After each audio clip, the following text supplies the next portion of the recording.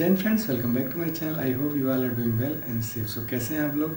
जैसा कि आप जानते हैं, मैं इस चैनल के थ्रू मैकेनिकल इंजीनियरिंग की knowledge, automobiles update, quality management system की नॉलेज शेयर करता हूं, मैन्युफैक्चरिंग प्रोसेस की नॉलेज शेयर करता हूं and how to find out the job, Middle East job, Dubai job. Okay, link सारा डिस्क्रिप्शन बॉक्स में मिलेगा, आप ज़रूर देखें, लर्न करें और ग्रो करें, ठीक है ना। और अब हमने जो स्टार्ट किया है वो है इन्वायरमेंटल मैनेजमेंट सिस्टम, जिसमें कि हम देखेंगे ISO 14001 2015 की रिक्वायरमेंट क्या है, ठीक है ना। जिसमें सब क्लासेस क्या हैं और क्लासेस क्या हैं, उनकी रिक्वायरमेंट क्या है, उसको अपने डॉक्यूमेंटेशन में कैसे इम्प्लीमेंट करना है वो हम देखेंगे, ठीक है ना। इसलिए थोड़ा लंबा होगा वीडियो। अगर चैनल पे नए हैं तो अभी सब्सक्राइब करें, ऑलरेडी किया तो अपने फ्रेंड्स के साथ शेयर करें। So without wasting the time, let's go on screen. So friends, हम स्क्रीन पे आ चुके हैं और जैसा कि मैंने आपको बताया, हम आज देखने वाले हैं प्लानिंग और सपोर्ट। उसमें सब क्लासेस क्या क्या हैं, उनकी रिक्वायरमेंट्स क्या क्या हैं, ठीक है ना।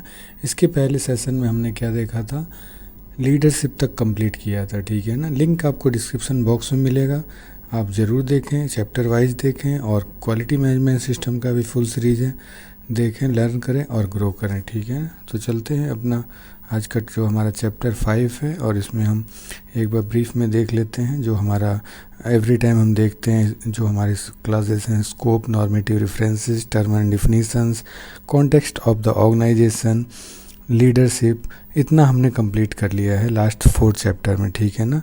आज जो हमारा है चैप्टर 5 है, इसमें हम देखेंगे प्लानिंग, जो हमारा क्लास 6 है। उसके अंतर्गत हमारा सब क्लासेस जो आता है 6.1.1, 1.2, 3, 4, 6.2.1 एंड 6.2.2। एंड सपोर्ट में आएगा हमारा resources, कम्पिटेंसीज, awareness, communication, general internal and external communication and documented information, ठीक है ना। इसमें क्या है, प्लानिंग में हम बातें करेंगे जो हमारे एस्पेक्ट्स हैं, उनके इम्पैक्ट्स क्या हैं, रिस्क एंड अपॉर्चुनिटीज़ की बातें करेंगे। और सपोर्ट्स में हम देखेंगे जो हमारे सोर्सेस हैं, कम्युनिकेशंस हैं, डॉक्यूमेंटेड इंफॉर्मेशन है, ठीक है ना। तो उसके बाद हम नेक्स्ट चैप्टर में operation, performance evaluation and improvements भी देखेंगे आने वाले चैप्टरों में, ठीक है ना। सो देखते हैं जो प्लानिंग हमारा है वो क्या क्लॉजेज है, क्या रिक्वायरमेंट्स हैं हमारे स्टैंडर्ड की।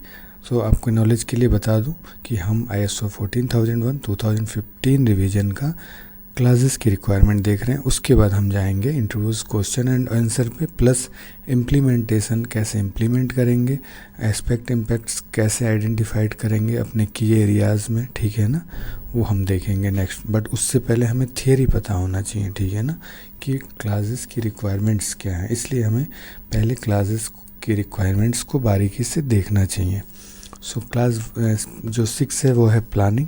प्लानिंग में हमारा 6.1.1 क्या है, जो जनरल आता है, जो कि the organization shall stabilize, implement and maintain the process needed to meet the requirement of in 6.1.1 and 6.1.4.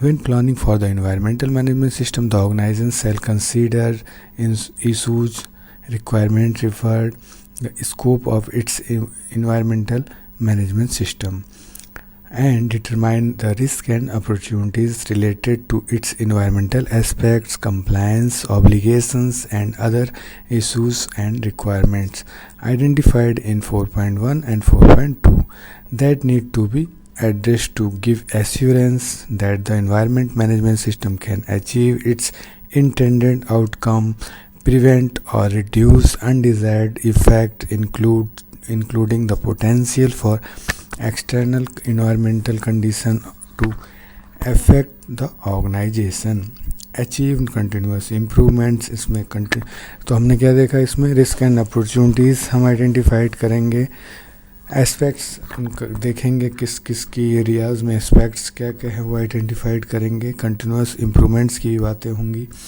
With in the scope the environmental management system, the organization shall determine potential emergency situations, including those that can have an environmental impact, ठीक है ना।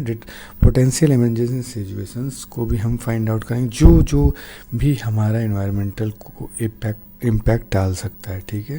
The organization shall maintain documented information of its like risk and opportunity that no be address, process needed like in 6.1.1 and 4 extent necessary to have confidence they are carried out as planned. Okay. 6.1.2 जो हमारा है वो है environmental aspects within the defined scope of the environmental management system. The organization shall determine the environmental aspects of its activities, product and services that it can control, that those that it can influence and their associate environmental impacts. Considering a life cycle perspective, when determining environmental aspect, the organization shall take into change including planned a new development or new or modified activity, product and services, abnormal condition and reasonably foreseeable emergency situation.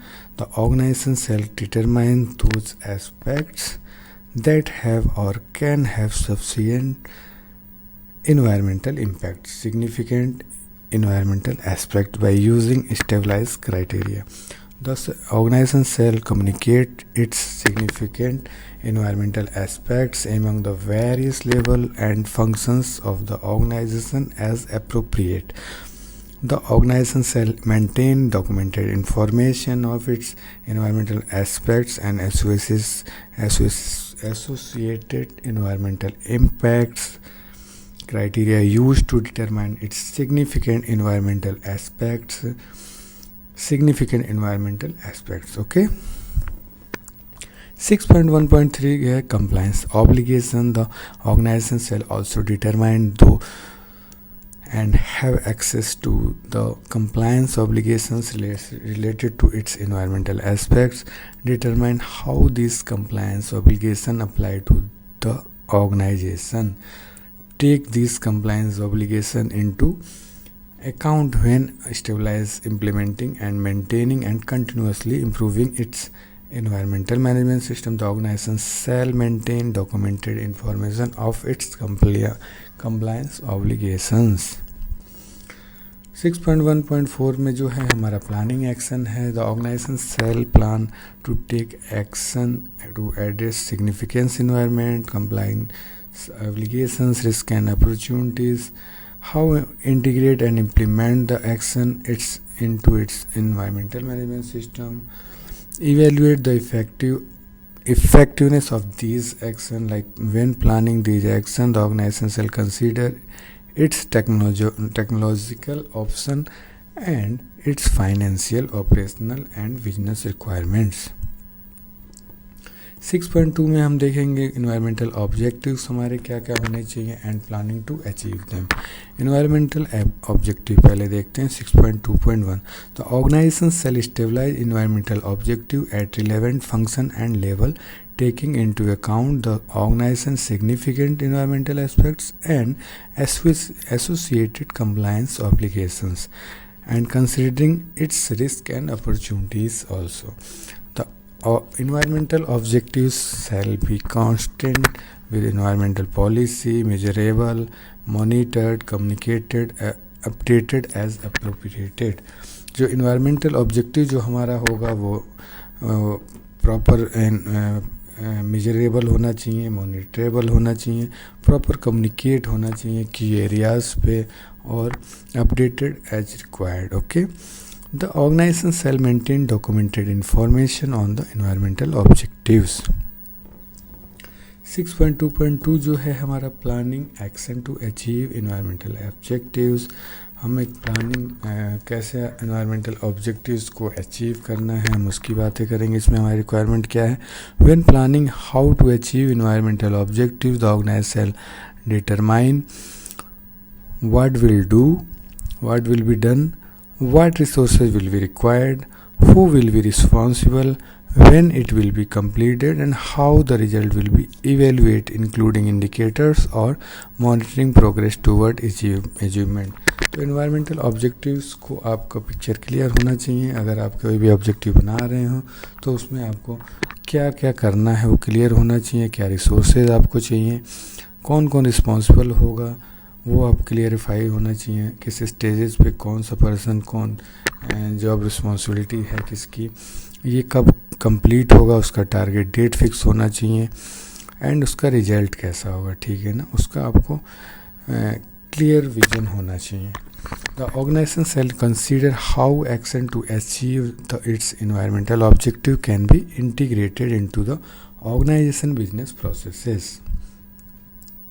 Now हमारा planning section finish हो गया, जिसमें हमने क्या देखा कि quality जो हमारा इन्वायरमेंटल ऑब्जेक्टिव्स पे फोकस करना है, कि इंडिकेटर्स लगाने हैं, रिस्क एंड अपॉर्चुनिटीज़ हमें फाइंड आउट करना है हर एरियाज़ में, हर आपका जॉब एरियाज़ में एस्पेक्ट्स और उनका इम्पैक्ट्स देखना है, ठीक ना.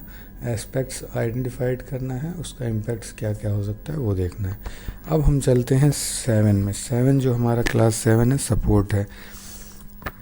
इसमें 7.1 जो हमारा रिसोर्सेज है, the organization shall determine and provide the resources needed for the establishment, implement, maintenance and continuous improvement of the EMS. 7.2 हमारा है competencies. The organization shall determine necessary competencies of a person doing work under its control that affect its environmental performance and its ability to fulfill compliance obligations, ensure that each person communicates basic appropriate education, training and experience. तो जैसे कि आप जानते हैं, अगर आपने QMS देखा है 7, तो उसमें रिसोर्सेज की बातें होती हैं. जो भी हम की एरियाज़ पे जो हमारा मैन पावर है, जो स्टाफ मेंबर है, उनका उसकी एरियाज़ के जॉब वर्क के हिसाब से क्वालिफिकेशन होना चाहिए, प्रॉपर ट्रेनिंग प्रोवाइड होनी चाहिए, एक्सपीरियंस होना चाहिए. हम ये कम्पिटेंसीज़ में आता है 7.2 में, ठीक है ना. Determine training need associated with the environmental aspects and its environmental management system. Where applicable, take action to acquire the necessary competencies and evaluate effectiveness of the action taken. Applicable action can include, for example, the provision of training into monitoring of the reassessment of currently employed person or hiring or contracting of competent person. Okay. Awareness की बातें होंगी 7.3 में. इसकी requirement क्या है? The organization shall ensure that person doing work under the organization control are aware. ये environmental policy की awareness होनी चाहिए. जो बंदा है, जो मैन पावर है, जो हमारा, उनको the significant environmental aspects and related to actual और पोटेंशियल इन्वायरमेंटल इम्पैक्ट का नॉलेज होना चाहिए. their contribution of the effectiveness of environmental management system, including the benefit enhance environmental performance, the implications of not conforming with the environmental management system required, including not fulfilling the organization compliance obligations. 7.4 है जो कि communication से related है. जो भी आप documents कर रहे हैं उसका कम्युनिकेशन, आपका मोड क्या है, कम्युनिकेशन का सिस्टम क्या है, वो क्लियर होना चाहिए. तो 7.4.1 जो हमारा है जनरल में है, the organization shall stabilize, implement and maintain the process needed for internal and external communication relevant to the environmental management system, including on what it will be communicate, when to communicate, with whom to communicate, how to communicate. ठीक है ना. Communication के लिए एक पता होना चाहिए हमें, हमारा सिस्टम ऐसा होना चाहिए क्या कम्युनिकेट करना है, कब करना है, किसको करना है और कैसे करना है. ठीक है ना. when stabilizing its communication process, the organization shall take into account its compliance obligation, ensure that environmental management information communication consistent with information generated within the environment management system and is reliable. The organization shall respond to relevant communication its environmental management system. The organization shall retain documented information as evidence of its communication as appropriate. अगर जहाँ ज़रूरत है तो आपको as evidence ये आपको communication का record अपने पास रखना है. मान के चलिए आप कोई भी कम्युनिकेशन कर रहे हैं तो उसका आपके पास रिकॉर्ड होना चाहिए. ये सॉफ्ट कॉपी या हार्ड कॉपी दोनों ही हो सकता है. ईमेल पे है तो ईमेल भी आप एज ए डॉक्यूमेंट इन्फॉर्मेशन दिखा सकते हैं. अगर आपके पास हार्ड कॉपी फाइलिंग है तो वो भी आप एज ए डॉक्यूमेंटेड इन्फॉर्मेशन दिखा सकते हैं कम्युनिकेशन सेक्शन के लिए. 7.4.2 हमारा इंटरनल कम्युनिकेशन है. The organization cell internal communicate information relevant to the EMS, the various level and function of organization including change to the environmental management system, ensure communication process enable person doing work under the organization control to contribute to continuous improvement. 7.4 हमारा है external communication. The organization cell externally communicate information relevant to the environmental management system as stabilized by the organization communication process and as required by compliance obligations. Okay.